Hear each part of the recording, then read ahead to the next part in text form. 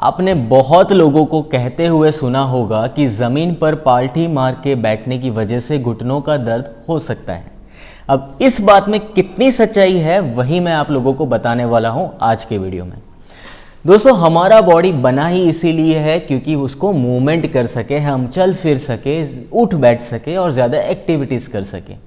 जैसे जैसे ये एक्टिविटीज़ कम होती जाती है वैसे वैसे हमारी बॉडी के प्रॉब्लम्स भी बढ़ते जाते हैं।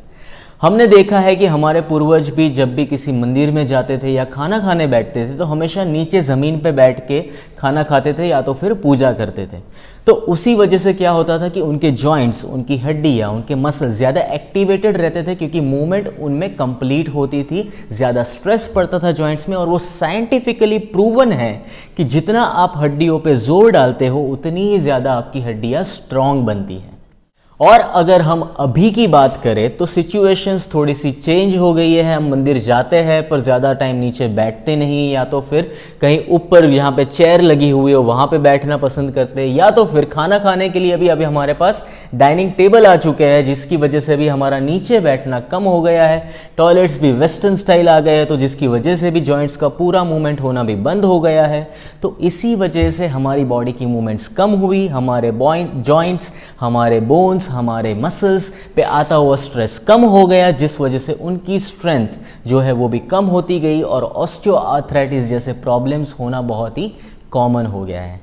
तो अभी ये सवाल उठता है, तो क्या जिसको ऑस्टियोआर्थराइटिस है उनको भी ज़मीन पे बैठना शुरू करना चाहिए? जी नहीं, ऐसा नहीं है। जिनको ऑलरेडी ऑस्टियोआर्थराइटिस है उनको डायरेक्टली नीचे ज़मीन पे बैठ के सारी एक्टिविटी नहीं करनी है, पर किसी फिजियोथेरापिस्ट से सलाह लेके थोड़ी थोड़ी एक्सरसाइज करना शुरू करना है जिससे कि आपके जॉइंट्स की मूवमेंट हम बढ़ा सके, मसल्स को स्ट्रॉन्ग कर सके, हड्डियों को स्ट्रॉन्ग कर सके, और उसके बाद हम चाहे तो कोशिश कर सकते हैं फिर से ज़मीन पे बैठना।